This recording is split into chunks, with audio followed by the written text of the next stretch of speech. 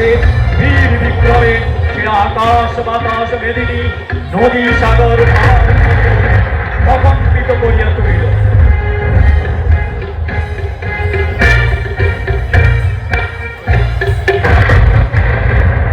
অসুর রাজ রম্ভাসুরের পুত্র মহিষাসুর ত্রিলোক বিজয়ের অভিপ্রায়ে প্রজাপতি ব্রহ্মাকে তুষ্ট করার জন্য কঠোর তপস্যা আরম্ভ করিলেন।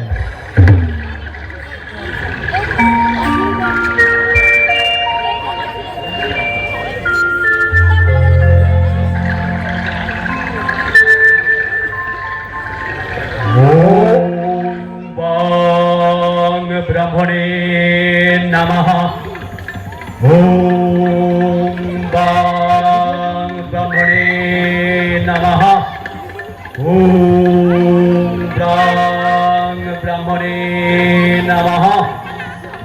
সে এক কঠোর তপস্যা, কেটে গেল কয়েকশো কোটি বছর। তপস্যায় প্রসন্ন হলেন প্রজাপতি ব্রহ্মা। দেখা দিলেন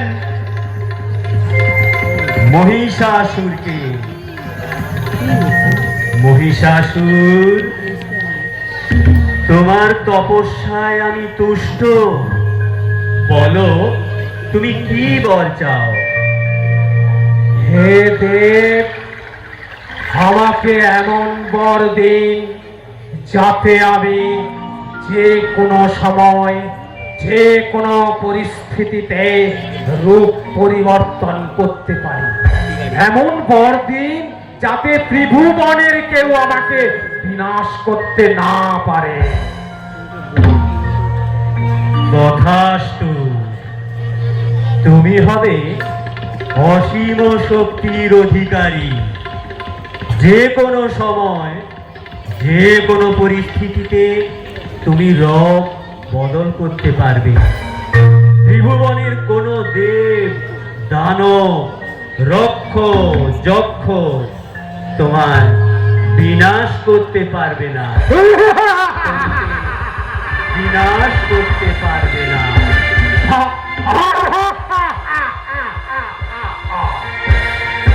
আমি অজেয়, আমিও শক্তিশালী। প্রজাপতি ব্রহ্মার বরে আমি অমর। আমি ত্রিভুবনের অধীশ্বর। শুরু হলো মহিষাসুরের দুর্বিষহ অত্যাচার।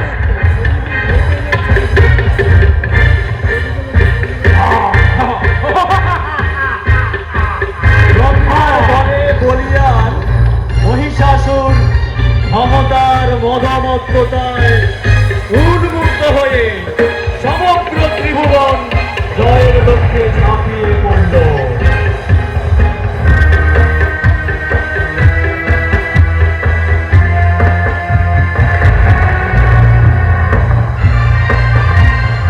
পাতাল ও মর্তলোক বিজয়ের পর সে হাত বাড়ালো স্বর্গলোকে।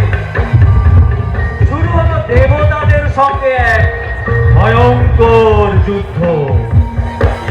পলায়ন করলেন স্বর্গ থেকে পরাজিত ক্লান্ত বিপর্যস্ত দেবগণ।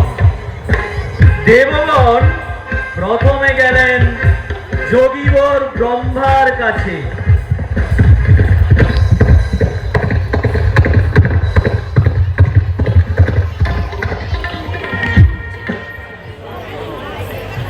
ব্রহ্মা দেবগণের সমস্ত লাঞ্ছনার কথা শুনলেন। মহিষাসুরকে তো আমি বর দিয়েছিলাম, এখন তা ফিরিয়ে নেওয়া কখনোই সম্ভব নয়। কিন্তু এর প্রতিকার করব কি করে? এর প্রতিকার একমাত্র দেবাদিদেব মহাদেব ও জনার্দন শ্রী বিষ্ণুই করতে পারেন। তখন প্রজাপতি ব্রহ্মাকে মুখপাত্র করে সমস্ত দেবগণ দেবাদিদেব ও জনার্দন শ্রী বিষ্ণুর কাছে গিয়ে মহিষাসুরের অত্যাচারের কাহিনী বিবৃত করলেন। মহিষাসুরের অত্যাচারের কাহিনী শুনে দেবাদিদেব মহাদেব জনার্দন শ্রীবিষ্ণু ও প্রজাপতি ব্রহ্মার রাগে অগ্নিবর্ণ ধারণ করলেন। তাদের নয়ন থেকে তেজ রাশি বিচ্ছুরিত হতে লাগলো। সেই সঙ্গে সমস্ত দেবতাদের আনন্দ থেকে তেজ রাশি বিচ্ছুরিত হয়ে জন্ম নিল এক পরমা প্রকৃতি অপূর্ব লাবণ্যময়ী নারী মূর্তি।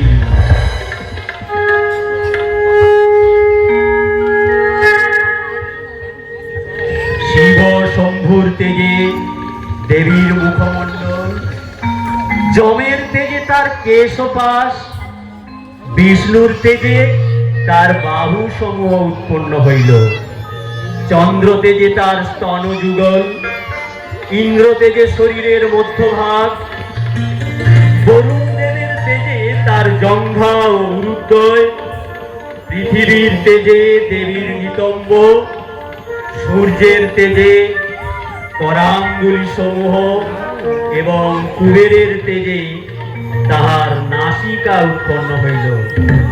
এইভাবে সমস্ত দেব দেবীর তেজে মহামায়া দুর্গা দেবীর আবির্ভাব হইলেন।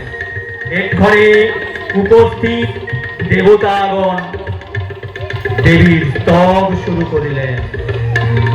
তং স্বাহা তং স্বাহা তং হি বষটকারা সরাত্রিকা সুধাতমক্ষরে নিত্যে বিধমাত্রাত্মিকা স্থিত অর্ধমাত্রা স্থিত নিত্যং জানুশ্চর্য বিশেষতা তমেব সত্যং সাবিত্রী তং দেবী জননী পরা তৈব ধার্যতে সঙ্গম তৈতস্থিতে দব বিশিষ্টৌ সৃষ্টিরূপত্বং স্থিতিরূপা চ পালনে তথা সেবিতিরূপান্তে জগতঃ জগন্ময়ে মহাবিদ্যা মহামায়া মহামেধা মহাস্থিতি মহামোহা চ ভবতি মহাদেবী মহাসুরী। অতঃপর দেবতাগণ তাদের তেজরাশি সম্ভূতা দশভুজা মহাদেবীকে যুদ্ধযাত্রার নিমিত্ত বিভিন্ন প্রকার আয়ুধ ও পোশাক পরিচ্ছদে সুসজ্জিত করে তুললেন। প্রথমে দেবাদিদেব মহাদেব দিলেন ত্রিশূল,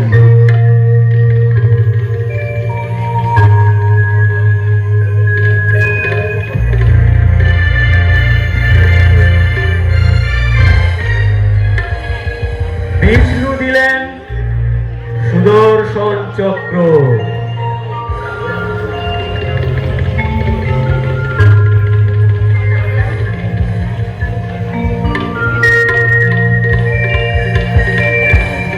প্রজাপতি ব্রহ্মা দিলেন রুদ্রাক্ষ মালা,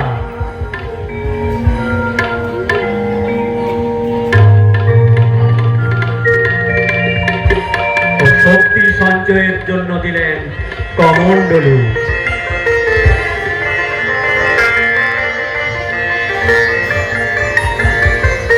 দিবাকর সূর্যদেব দিলেন উজ্জ্বল কিরণমালা, সমুদ্রদেব দিলেন মুক্তাহার দিব্য চূড়ামণি, হস্তসমূহের বলয় নির্মল নুপুর, বিশ্বকর্মা দিলেন অত্যুজ্জ্বল অস্ত্রশস্ত্র অভেদ্য কবচ, সেই সঙ্গে গিরিরাজ হিমালয় দিলেন অতিশয় বলশালী দেবীর বাহন স্বরূপা সিংহ।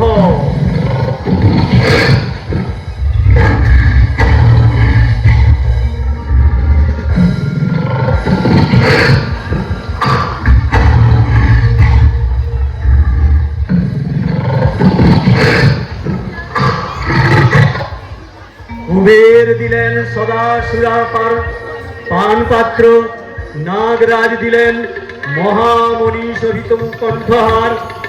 এইভাবে দেবী মহা